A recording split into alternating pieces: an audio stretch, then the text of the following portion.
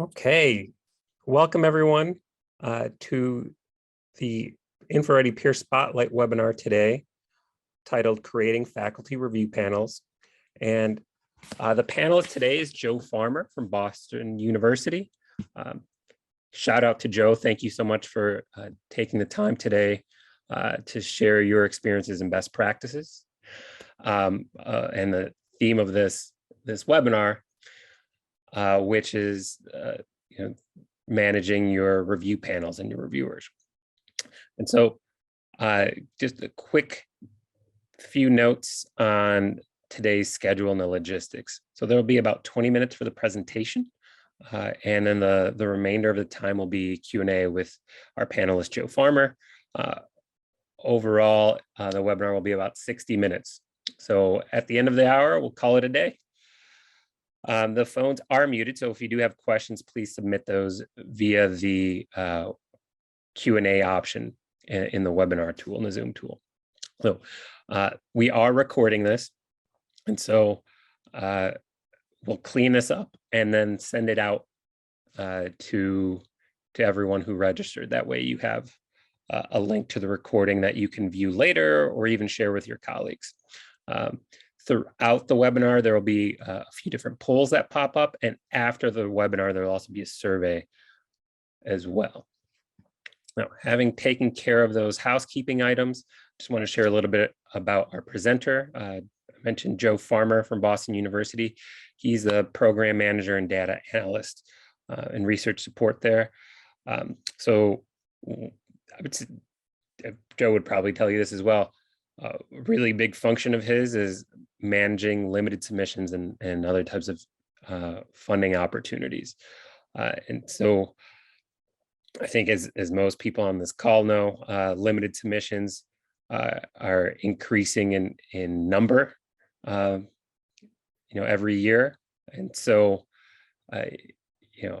improving how we can manage those and get reviewers helping, it becomes more important every year. So I think Joe's webinar is going to be helpful to lots of folks. So having said that, please welcome Joe Farmer. Joe, take it away. Super. We can go ahead and get started then. Like I said, or like Carlos said, my name's Joe Farmer. I'm at Boston University. I am a program manager and data analyst in the Office of Research. Specifically, I work in research support and research development. So if we just bump it to the next slide there. I've been at BU for about 3.5 years at this point. And during that time, one of my key job functions has been the management of any limited submission funding opportunities, whether it's a foundation, federal government, private sources, industry. Any limited submission runs through the Office of Research, and thus kind of my oversight of that process. Even when things don't necessarily fit a research specific theme. So I'm thinking of things like honorific awards where we're only allowed a single nomination as an institution, or technology development sort of things. Anything where there's 1, 2, whatever the limit is, comes through us. And sometimes that doesn't always fit the research theme, like I mentioned, but we have the sort of infrastructure and technology and process set up, so it's easier for us to manage those. One thing that's been a task that I've had to tackle over the past couple of years has been redesigning a little bit our review process and how we developed a better way to get scores and to get reviewer information, and also to find faculty reviewers to handle the task of reviewing these internal applications, so we can really make sure we're putting our best foot forward and selecting strong applicants to put forward to these funding sources, and doing so in a relatively strong, consistent, streamlined manner on a reasonable time frame. So that's kind of what we'll look at today, and I'll walk you through in the next few slides our process. So our prior process, what we were doing when I started, is InfoReady was fairly new. It was set up before I came to BU. I don't know exactly how long before, but we were advertising, opportunities as we found them, as they were brought to us. Anything we had for a limited submission, we would advertise it, collect applications via InfoReady, have all those different fields and things that were mentioned in the introduction to this, and that worked great. The internal deadline passes. Now it's time to figure out, hey, we've got 10 applications, we can only nominate one. How do we pick? Well, we were at that point selecting faculty reviewers very much on an ad hoc basis. Just, this one's closed. Okay, great. It's a biomedical type opportunity. Let's grab some biomedical folks to see if they'll come in and do these reviews. Generally, we'd aim for 3 to 5 reviewers. A lot of the time, we wouldn't end up with 3 to 5 in the end. We'd end up with 2 to 4, maybe even 2 or 3 only. But we'd shoot for 5. That way, if we lost a couple midway through or a couple never responded, we'd end up with enough. And that led us to really kind of relying on a fairly small group of fairly senior faculty members, center directors, well-established senior faculty in their various departments, even associate deans for research or other associate deans that we had a closer relationship with as an office of research, so we could lean on to help us out in these situations. And that's all fine and good. Having senior faculty doing these reviewers or being these reviewers is good, but it left a lot of people out. It led to us really hammering a small group and left us kind of thinking, hey, there might be a better way to do this. We were also using a very simplistic review score system that just gave us commentary and a scale 1 to 10, how strong is this application? So we weren't getting tons of granular detail there. So if we hop to the next slide, we can look at some of the flaws, like I mentioned on the prior slide. We're finding reviewers in a quick time frame could be difficult for us.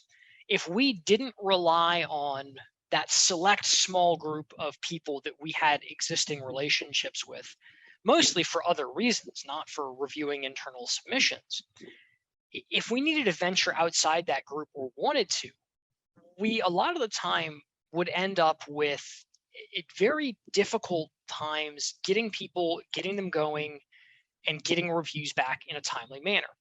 We as an office use a 2-week window for our reviewers as a balance between giving faculty a reasonable amount of time to conduct the reviews, but also giving the applicants a reasonable amount of time before they know whether they were selected or not. Obviously, that deadline is kind of flexible if we have a short time frame or more time between the internal competition and the external funders' deadlines and such. But we were having a hard time getting things done in that reasonable window. It also led to us having a fairly small pool of experienced reviewers.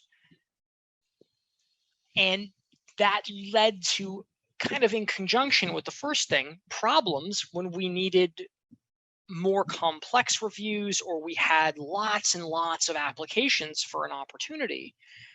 We really had to put a lot on this small pool of people. It also led to, issues where scores weren't necessarily consistent or things were being done incorrectly when we did have to reach out to other people to bring them in for reviews. Some foundations like to have prior winners or prior funding recipients involved in the reviews of future applications. And when we had situations like that, we had to do a lot more hand holding. We ended up with the scoring being applied inconsistently, not because anybody was doing something malicious, but just because it was the first or second time they'd ever done this. And when you've only done something once, twice, never, it's a lot easier to have little mistakes or little issues pop up. The third big flaw in the system as we were running it was that our reviews didn't give us that granular detail I mentioned. A 1 to 10 score is great, but it doesn't really tell us much about the overall quality, the nuances of that quality, what parts are really good, what parts aren't so good, how much it really fits the mission or the opportunity provided by a specific funder, and all these kind of details that sometimes are really important. One thing in particular we noted is that for big federal opportunities, it didn't cause as much of a problem, but with some foundation type sources, we really found that the lack of detail about what was strong and what was weak in a given application made it hard for us to fit things to these more mission driven funding sources where more things matter than just the overall scientific kind of clout and rigor in the application. And so when we saw these flaws, this was kind of the impetus to say, okay, how can we redesign this system? And on the next slide, we will start to look at how we did that. So we did two things. And the first was to create a new review format. We decided, okay, this 1 to 10 scale with just commentary needs to be improved. So stage one of that was to create a whole new scoring template that we built into InfoReady to replace that 1 to 10 score with 4 separate 1 to 5 scores. So we said, this isn't detailed enough. We're going to create a 1 to 5 score for the overall strength of the application, 1 for the specific fit to the funder / likelihood of success, 1 for the benefit to the university, and 1 for the benefit to society. And we did that to kind of break out, still having some overall strength metric, but also looking at things like that specific fit to funder, and also to say, what are some of these less tangible benefits to this proposal that might happen or might be more clearly defined in one case or another? Things that, again, with that problem I mentioned on the prior slide about the mission-driven foundation type funders, they might be more impactful having that information. That might be better for us to look at things like that. And so we said, okay, let's set this up this way. We set up the 1 to 5 scale with top and bottom to mimic the NIH, which as a very biomedically focused institution is a scale that our faculty are generally fairly familiar with. So we tried to say, okay, what are faculty going to look at and assume is the high score and the low score? And we're going to set it up that way to try and keep things as straightforward as possible. So if we move to the next slide, we can see the second stage of this new review format was to teach the reviewers how to use it. It was like, okay, great. We build these new scores. We have these 4 categories. That's all fine and good. They get the message from InfoReady. They go in, they can put in their comments, they can put in their scores. But if we don't give people an idea of what this means, of what we're looking for, it's not going to help us, because we're going to be getting the scoring applied very, very inconsistently. One reviewer might use a score of 3 the same way another reviewer is using a score of 2 or a score of 1 or a score of 5, who knows? So we need to create a rubric to kind of help educate the reviewers. And so I worked in consultation with prior reviewers, administrators, faculty, both who had been our reviewers and also just faculty that had received some really big kind of flagship grants, training grants, center grants, things like that, to assess, okay, what do we need to look for here? What's going to make strong applications? What's going to be indicative of an application that has a strong chance of success? And so we said, okay, this is important. And it's also important because we made this decision in parallel with revamping our review panels. And part of that revamp of the review panels was to include younger faculty in the review process. And we'll touch on that more later, but it made it important that we offered these kind of educational tools to help teach people how to review, both for their own knowledge and to make, frankly, my job easier as the one processing those review scores. So if we go ahead to the next slide, we really, to me, hit two really big successes really quickly with this. The granular scoring system with the 4 1-to-5s has really helped us look at what opportunities want, what the foundation wants, what the funder wants, and what the applications we have as strong points to see if there's a strong fit there.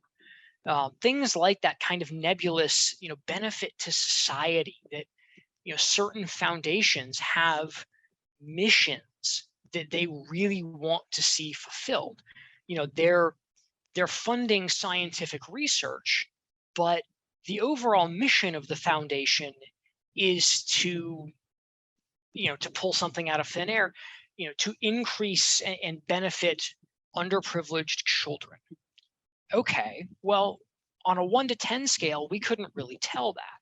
With these more granular scales and the commentary provided by reviewers, we get a much clearer picture of, hey, this application is really great science, but it doesn't tie into the mission of that foundation. Where a different application, maybe the science is comparable, but this one really hits the mission type notes, and we can match that and then make sure we're selecting applications that are really strong and have good chances to obtain funding. Having this new system has also really pulled more feedback and commentary out of our reviewers, which is so helpful because we have a system of anonymizing it and providing it to the faculty, whether they're selected or not, so they can see what was strong and what feedback they got on their internal submissions. And that's really given, especially again, our young faculty, some valuable feedback to help hone their grant writing skills and their proposal writing skills. So if we go to the next slide, we can look at what we did in conjunction with InfoReady. So that new system was in InfoReady. Outside of InfoReady, we said we need to have reviewers at the ready. We don't want to be going back to the same 10 people over and over and over again, and having to scramble anytime we have a less common discipline area or something where we have to have a review process. So we said, okay, what we're going to do is we're going to set up standing panels that serve for 1 year of time. And we're going to create just pools of people. Usually for each group we have, it's between 6 and 10. Biomedical, we have, I think, 12, because that's our most common discipline broadly area at BU for these limited submissions. But we have panels in engineering, computer science, arts, and so on and so on. We also have a panel specifically dedicated to things that have a pedagogical focus. So things that have a teaching or are explicitly for a new course, or things that have teaching components. We have people with expertise in that kind of thinking and that kind of area that we can pull in either exclusively or to supplement the expertise reviewers in one of these other areas. We also thought it would be beneficial to intentionally mix senior and junior faculty because there are high profile foundations, big federal opportunities where you really do need that senior kind of depth and clout of knowledge in the reviews. But we also thought, wait, this is a really beneficial opportunity for junior faculty to kind of see another side of the grant getting process, to learn and hone their own skills, and for kind of service to the institution and some buy-in and leadership style roles within the institution. So really kind of reaching out to them for a lot of potential benefits. So we have everybody on our review panels from, I think the most junior faculty we have on the panels have been at BU for 2, maybe 3 years at this point, up to people that have, spent a lifetime and are very, very senior, 20, 30 plus years at the institution, center directors, and so on. And it creates a really good mix of skill sets and styles on the panels. And then that annual cycle, that bottom bullet, I think is really important because it lets us reassess our panels every year. After the first year, we realized we didn't have enough neuroscience on the panel. We only had one true neuroscientist on the panel, and we have a few annual limited submission opportunities where we need more neuroscientists. So after the first year, we said, all right, we're going to reach out to a couple more neuroscience faculty so we can build up that area. And it gives us that opportunity to do so. So as we keep moving to the next slide, we've had a lot of success, and we're just finishing our second year. I actually have the, well, not most enviable, but not too bad task coming up in the next couple of weeks of emailing all of our faculty reviewers and seeing who is willing to serve for another year and doing that adjustment of disciplinary areas and numbers, because our yearly cycle ends at the end of August. So we're still tweaking, we're still adjusting, but we found that having these committees are much faster. We get an opportunity, we keep track of who's done how many reviews. We can, within an hour of a deadline passing, have the materials distributed to the reviewers, have them, getting that done. And so we can hit that 2-week window much more easily, far less effort on my part, far less effort on, my supervisor's parts, having to do personal outreach to motivate people to get things done. It also has given us a great ability to get diverse viewpoints on the review panel to see all these nuances and strengths and benefits on these opportunities. Having the pedagogical focused people being able to say, hey, the science is great, but the teaching component on this grant makes no sense, and that's mandatory, gives us a huge, huge, huge, depth of knowledge that we've really been able to tap into. We have still had some kind of ongoing challenges that are things we're working through. We still do have difficulty during busy times of year with getting the reviews done on time. Things as simple as faculty don't respond to the invitation to do the review, and we don't know, hey, like, are they going to do it? Are they not? And all of a sudden we end up a reviewer short. We also have had constant ongoing discussions with how do we balance the effort we're asking of reviewers with what is frankly relatively minimal reward. We don't provide any sort of concrete reward aside from the recognition of university service or internal service to the institution. We don't offer, a financial incentive. We don't offer like a certificate or something as the reviewer of the year. So we do want to try and keep the workload on any individual reviewer relatively minimal, because we don't have tons of sort of metaphorical carrots to offer as an incentive that way. So we're constantly tweaking that balance. The other thing that we're wrestling with right now is that we have a significant imbalance in the usage rates. Part of that is our nature as an institution where we have, a very biomedically focused, leaning in a lot of departments. And so the reviewers in biomedical engineering, medicine, more general kind of biomedical fields are going to be hit with a lot more reviews than other fields. It's also part and parcel to what opportunities are limited submission opportunities.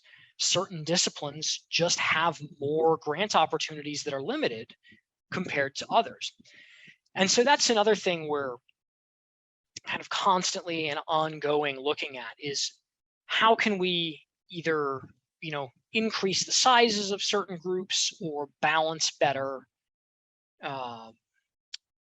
how we distribute these reviewers, so we're not really hammering the same groups too much. And so we try and minimize groups where we say, hey, like, thanks for serving, sorry we didn't need to ask you for lunch.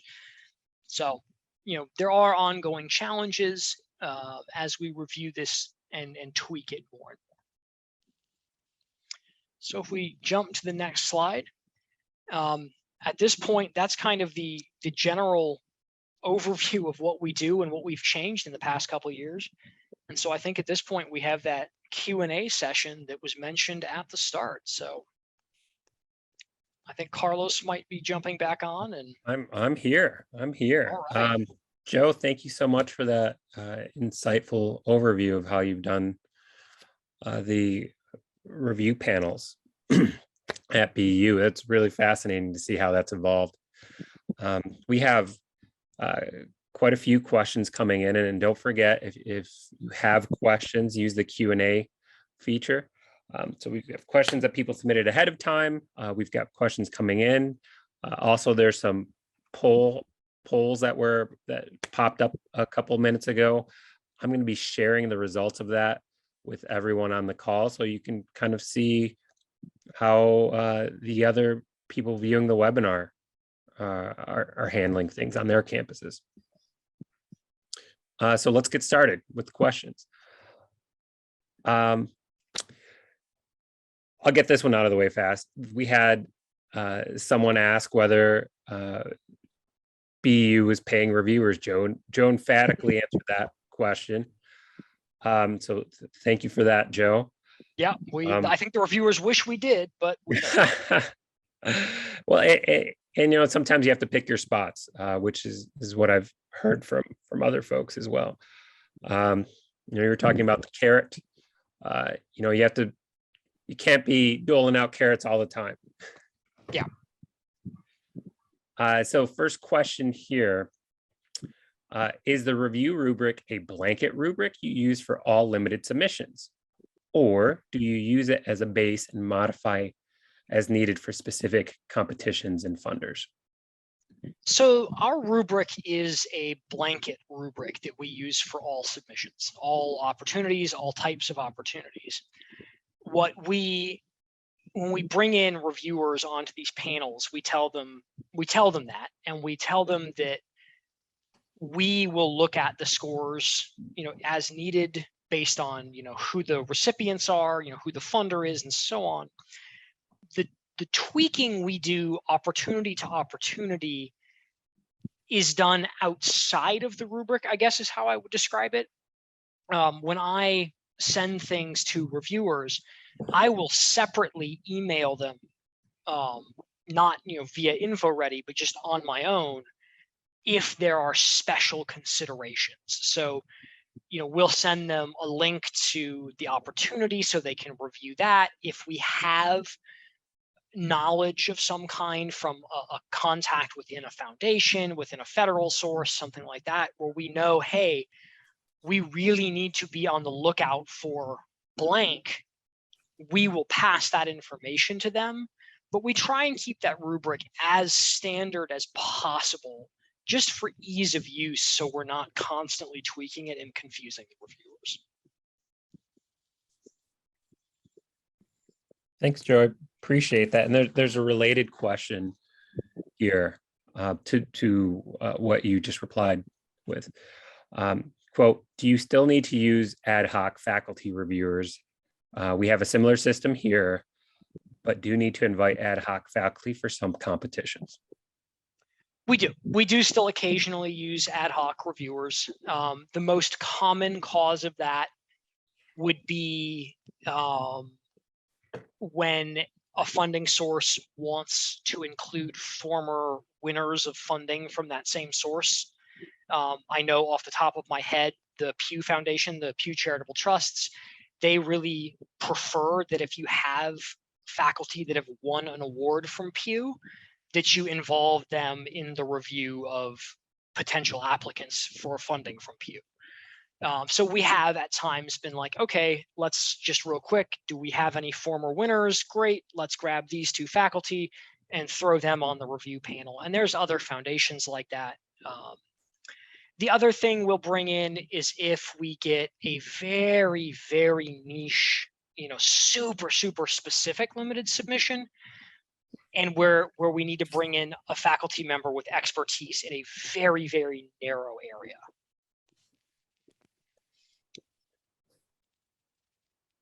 Right. Well, thanks, Joe, for explaining those scenarios. It sounds like you have a good mix going over there at BU.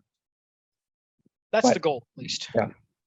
Still constantly evolving, right? Yep. So another question we have here, quote, when soliciting reviewers for the 1-year commitment, do they know how many limited LCs they may review in a year? How do you manage when they are unavailable to review, and how does InfoReady help with this process? So the InfoReady portion of the question and the how many portion of the question go hand in hand, because we can use InfoReady to go back and look at how many opportunities in a given discipline we've needed to solicit reviews for. So while we can't give them a set in stone number, we can say, okay, in the past year, we had, let's just use a nice round number. We had 10 opportunities in this discipline that needed to be reviewed. So if every person on the panel reviews about half of the things that come up in their area, that would mean we could kind of guess, yeah, you'll probably review 4 to 6 opportunities. So we are able, using InfoReady, to give them an idea of about how much will be expected. In terms of when there are conflicts or during those busy times of year, that's a little trickier. Generally speaking, our kind of first line of defense is we overshoot the number of reviewers that we feel like we need, so that if we lose a person or two, we don't end up in a spot where we really have to go hunting for someone last minute. So if we feel like we need, let's just say 4 completed reviews, we'll ask 6 faculty members to help. And that way, if 2 of them say, hey, I can't, or 1 says I can't, and 1 just never turns anything in, we still hit the 4 we need. The other thing we end up doing is we have had to kind of pull in those personal relationships. To be frank, faculty are much more responsive when emails come from the associate provost and vice president for research than when they come from me. And so sometimes it's just a matter of having the email encouraging them to let us know if they can help come from my supervisor, because that gets a much quicker response from faculty. And then we can kind of just plan and adapt. In a worst case scenario, we have had to pull in that kind of ad hoc lean on the personal relationship with a center director or associate dean for research, something of that sort, to get someone to jump in at the last minute when things really kind of have fallen through for us. That's an area we're still working on improving. Thanks, Joe. Some questions in that area. How many total reviewers do you have lined up? How large are your panels typically, and how do you manage conflict of interest? So a 3-fer there. 3-fer. All right. So typically we shoot for 4-ish completed reviewers for any opportunity. So if we have, whatever number of applications there are, we generally want scores from 4 reviewers. Yep. Our standing panel, I would say we have probably about 50 maybe 55 faculty in total that are on the standing review panels, distributed among different disciplinary areas. I think that pedagogical focus that I mentioned is our smallest, with, I believe, only 4 reviewers, because generally we don't have much in the way of opportunities that are exclusively pedagogical. It's usually a component of a different disciplinary opportunity. So we don't need them reviewing by themselves. They're usually tacked on with another group. Our biggest group is the biomedical group that I kind of mentioned, that we have a fairly diverse array of departments and skill sets within that. I would say that one's about 12 or 13 faculty strong, just because of, number one, the increased volume of opportunities, so we can distribute it evenly among more people, and also so that we can encompass differing skill sets and disciplinary expertise within that big umbrella. So we have, the neuroscientists, for example, when there's neuro opportunities, but also other disciplinary experts as needed. So I think that hit all 3 components. Yeah, thanks, Joe. And we've got a follow-up question. How do you manage the list of reviewers and their disciplines in InfoReady, and then how much do you do outside of the system? So I manage the list of reviewers outside the system. I have just a document where I keep track of who's on the panels year after year, how many reviews they've done, that sort of thing.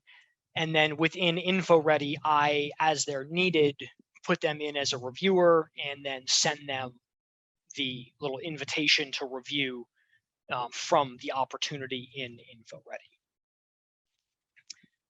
Was there another part to that question that I think you answered it okay sufficiently. By the way, everyone, I'm going to be sharing those poll results right now, so you can see them on screen. We'll also include the data when we send out the webinar recording after we get that cleaned up. So just sharing that on screen so you can take a quick look at it. Jumping back. We are not the only ones that don't pay the reviewers, it looks like. Yeah, that was a resounding no, almost. Yeah, pretty much. Yeah, there were like 2 maybes in there, or I mean, I should say sometimes. So next question relates to your reviewers. And I can answer part of this as well. The question is, can the reviewers use an iPad to complete their reviews? And so, Joe, in your experience, what technology, like I guess, what device are your reviewers using typically?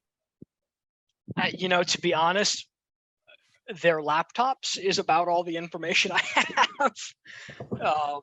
I don't know entirely. I know I have, tried to steer people towards certain browsers when there's tech issues, but I've never had to steer someone towards a different piece of hardware.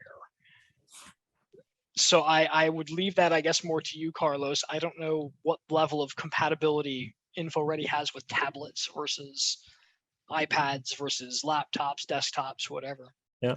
So thanks, Joe. I was planning on answering part of this as well anyway.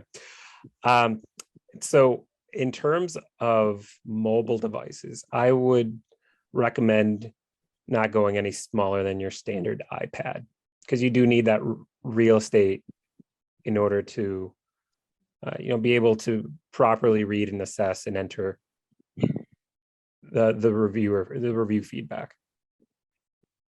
So that's my recommendation. Don't go smaller than something like a standard iPad. Here we go. Another question for you. How did you decide on the 1-year commitment for the review panel? You touched on that a little bit before in terms of being able, improving the flexibility. Can you go into more detail? Happy to. It was a conversation largely around that sort of what how do we balance the burden that we're asking of a faculty member with the fact that we aren't giving too much of a reward beyond that institutional service, and the flexibility that would give us the opportunity to sort of reassess the system and make changes as we needed. But we also just looked at very practical concerns of when would it make sense for us to do this? You know, what are we gonna, if we have a long-term thing, you know, like a 2-year, a 3-year commitment, are we gonna have issues with faculty that have left? Are we gonna have issues with, you know, people shifting what they're doing and where their focus lies? So we kind of landed on 1 year that way. One thing I should clarify with that 1 year is we don't refresh and start from scratch every year. We've given the existing faculty on the panels the opportunity to continue serving on the panels if they so choose. They get an email saying, thank you for serving, blah, blah, blah. Would you be interested in continuing as a reviewer for the next year? And most of them have continued. I'd say, you know, after the first year, out of 50, 55, we maybe had 5 people that said, no, you know, I'd rather not. And maybe I think we had 1 last time that said, I'm going on sabbatical, so please take me off. I'm happy to help once I'm back. And so we do have kind of a little refreshing of the pool that way, but it seemed like a good balance between stability with some turnover and ability to change the system as we go. Well, thanks for those additional details on that. And there's actually a question that flows nicely with the 1 year commitment you're requesting. So the question is, do you require or offer training for new reviewers, which is, I'm sure, important to you since you do have new people every year. Do we require it? No. I make myself available to them if they choose to ask for it. And we provide them with a detailed instruction kind of packet and the rubric that we use when they agree to be on the panel, so that they have minimally sort of some instructions and guidelines and the rubric to look at. And then they also can contact me at any point if they want additional training, which I would say most of them don't contact me for that. I've only had maybe 3 or 4 faculty each year that have reached out specifically for like instructions on how to do it. And then on occasion, if a specific opportunity perhaps has something a little interesting, a little funky and different about it, reviewers might reach out mid-opportunity and be like, hey, how do you want us to handle this particular like quirk?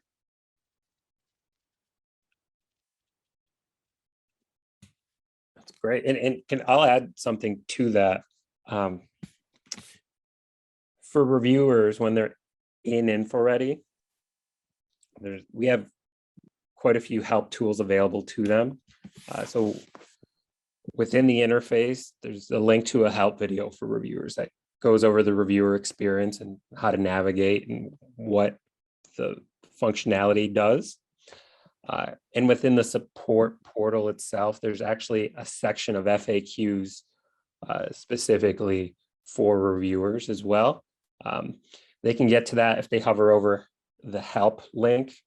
And there's actually a link there that says reviewers. If they click that link, they'll get right to that section.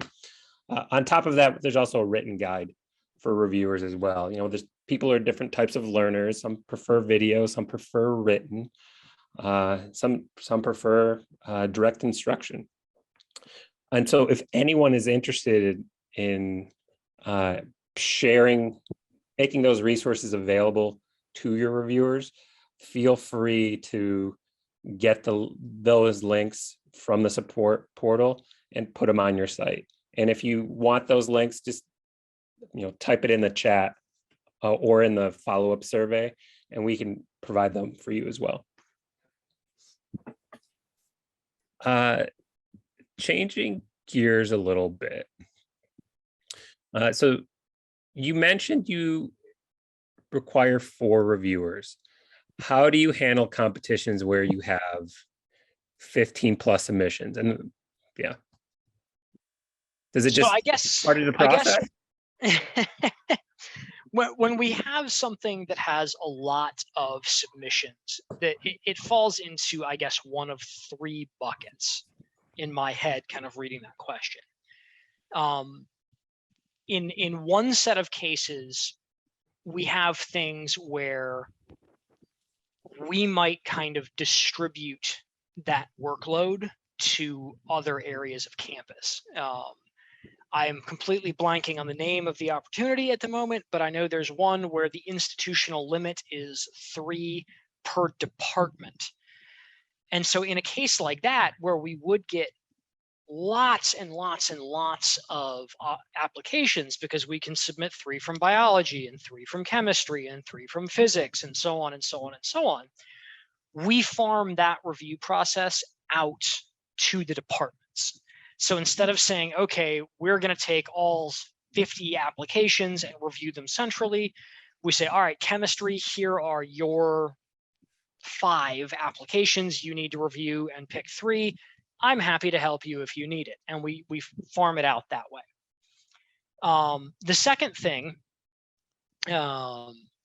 is we try to be very intentional in balancing how we set the opportunities up and how we set the calls that we send out to our various areas up, to try and balance being realistic with the type of proposals and things that are going to be needed to be competitive, with being open for anybody and everybody to submit something.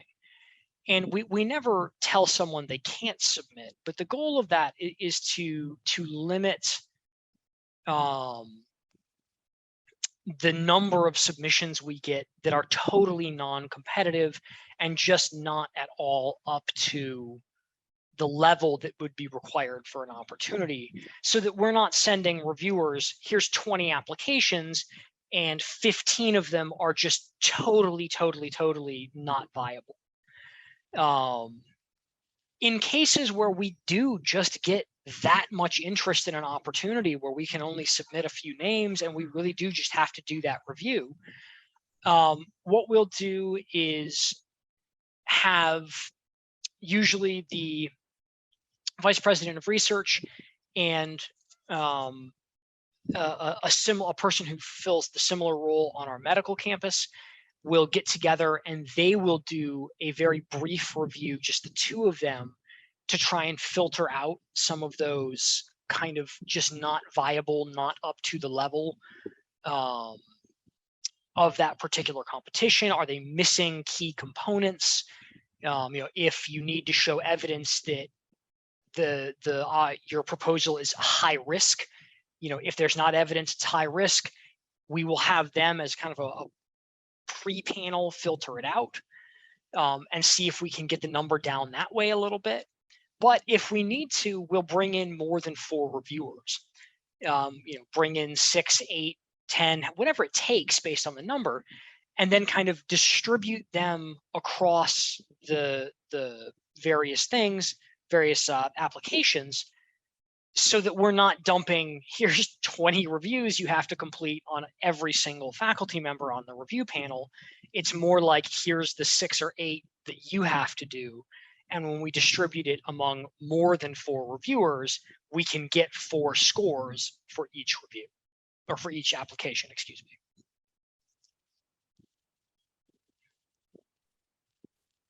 Thanks, Joe, for sharing that. It's just, there's so many different ways to go about managing. It really is kind of a case by case thing to mitigate that load that we put on. Yeah, on the reviewers. Definitely multiple factors in play. And I would say we really only have to address that in a serious way maybe once or twice a year, in terms of having to distribute it among extra reviewers. We can usually prevent that using those other strategies almost every time. Great. And let's talk a little bit more. And we only have a few minutes left, so I think we have time for 2 or 3 questions here.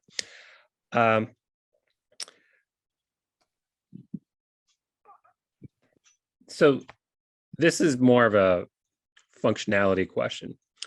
It says there are a lot of options in setting up a review in InfoReady.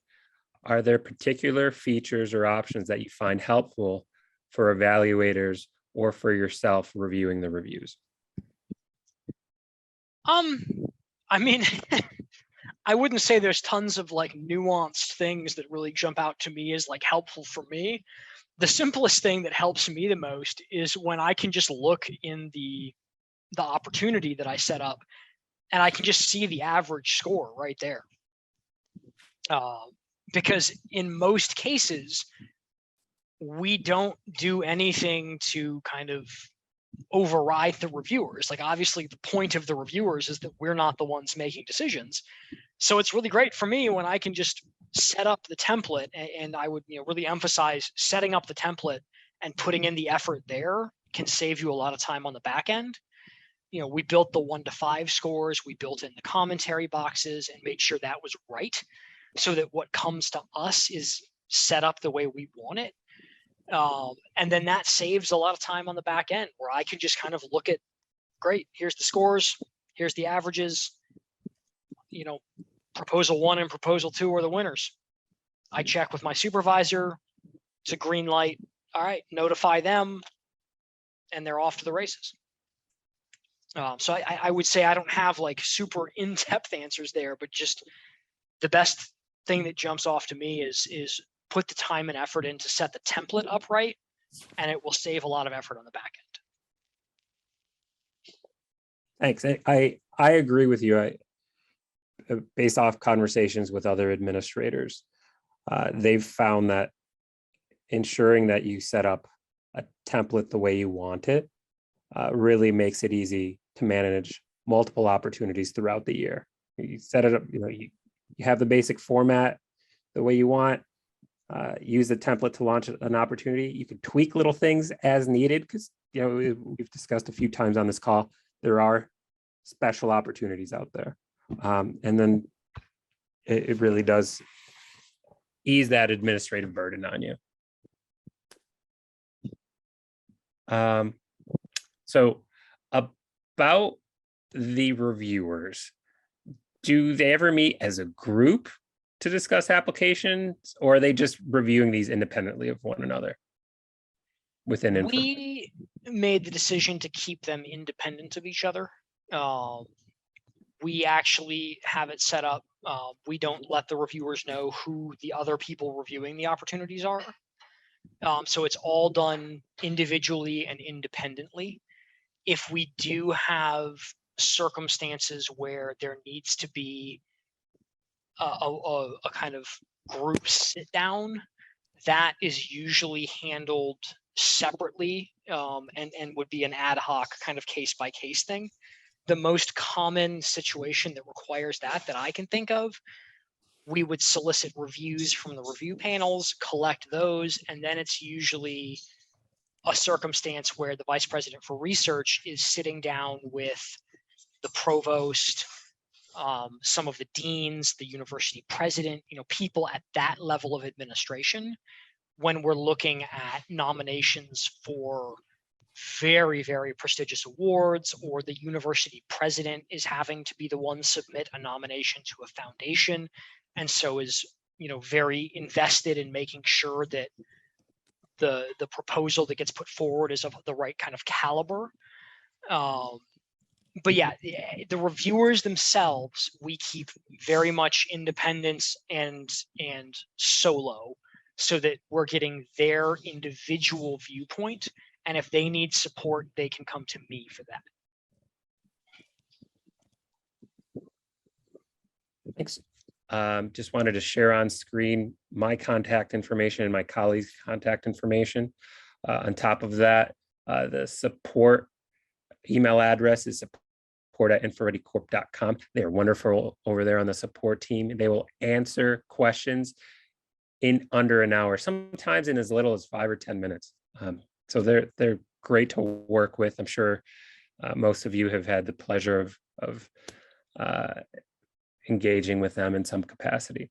Again, thank you everyone for your time today and for attending the webinar.